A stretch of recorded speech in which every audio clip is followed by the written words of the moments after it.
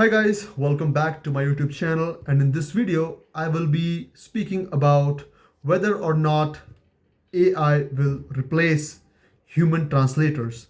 So, ever since the advent of AI, especially in the past 2 years with the coming of ChatGPT, Gemini, and other AI based tools, there has been a very big debate, which has been going on, is that whether AI will take away the jobs, whether AI will take away this job or that job. And also, one of the job markets, like which is, about which a lot of people speculate, which will be overtaken by AI, is the translators market. So translation is basically translating from one language to another. So basically anyone who is doing the work of a translator, he needs to know at least two languages. So uh, because ever since Google Translate has been coming and other AI tools, so people think that just because they have come, so now translators are no longer required. So in this video I'm going to be speaking about whether or not AI will take away the jobs of people who are in this field of translation or not. So first of all, you have to understand that AI, in order to translate, it uses NMT, basically neural machine translation. It is a technique, which basically uses very advanced deep learning methods, and basically it uses artificial neural networks.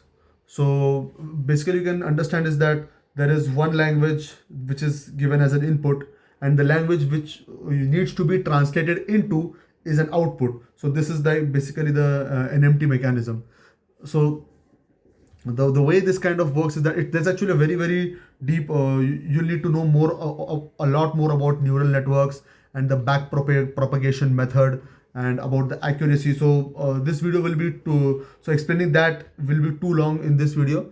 So I'm not going to be telling you in the details. So basically the crux is that it uses an encoder decoder structure, because wherein encoder and decoder are basically the two recurrent neural networks, where for each word there is one corresponding vector, and basically there is a number assigned to it, and in that and in the other translate language there is another language assigned to it in the decoder part, and from that then you get to know the words. Because so basically there are all, each and every word from the input language to the output language, in both the languages each and every word has a corresponding number. So that is the way this thing works of the of translation. So this is just like the basic overview. So it uses neural networks.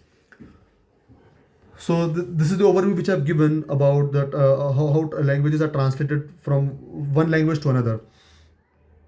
However, we have to now understand that there are also some drawbacks of using this neural machine translation.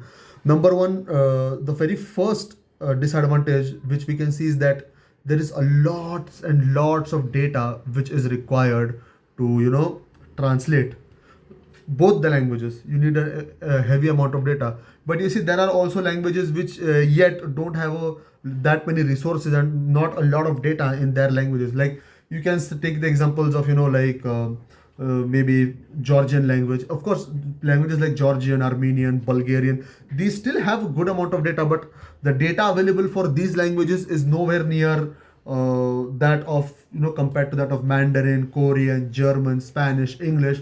But at the same time, these languages are also important, because people are doing business with people from these nations. So proper and accurate translation is required in this.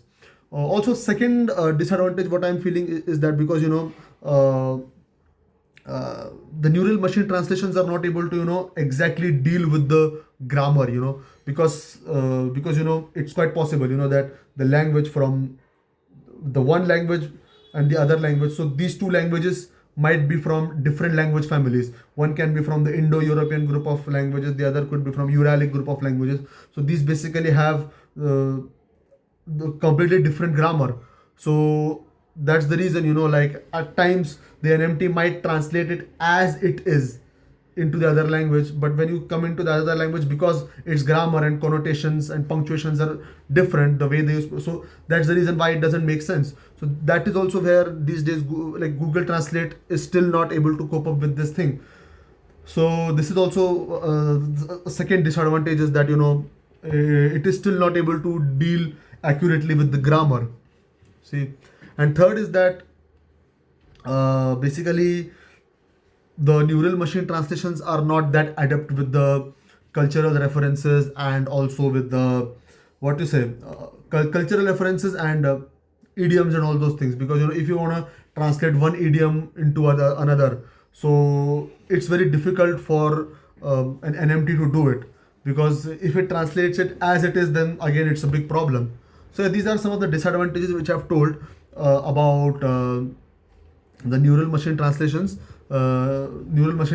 system.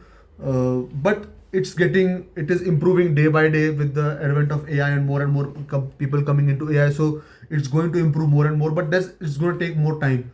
So till then, the thing is that what is the solution then? Basically there is a solution for it. So there is something called as a post editing. So post editing basically refers to human and AI working together in order to translate a language. So at the very first, the AI is given the task of translating the language, and after that the human verifies it. The human being, when it verifies it, then it sees where the punctuations have been wrong, where there are grammatical errors, where there is mistake in identifying the cultural references and the idioms.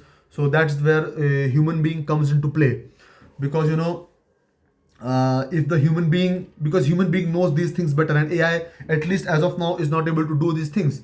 So that's the reason why it has to be a human has to do it. So it's basically post editing. So post editing, that is basically, in very simpler words, you can call it as collaboration between human and an AI in order to make translation more effective.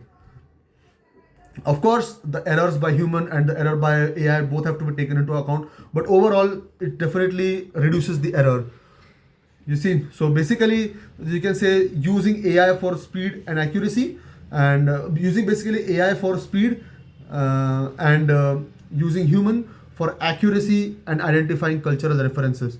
So, in short, like, if the answer to the question is that is AI going to take away the jobs of the language translators? The answer is no. It's not going to take away the job of translators. In fact, it's going to help the translators with their job, but at the same time, the translators also need to adapt to this AI, and they have to be very adept at their work so that they are able to work in conjunction with AI. And when a human and AI both do their work very nicely, it's really going to produce even more amazing level of translations from one language to another. So guys, this was my take on the topic, that whether or not AI will take away the job of language translators. So I have given my viewpoint along with the things which go behind what the translating of languages. So if you have liked this video, do give it a thumbs up. Comment in the comment box below, like whatever you feel like, and whether you agree with it or disagree with it. I would like to know your point of view. Share this video, and please do subscribe to my YouTube channel below, and please press that bell icon below. So this will really help me in spreading these ideas to more and more people. So thank you. Until next time, have a great day.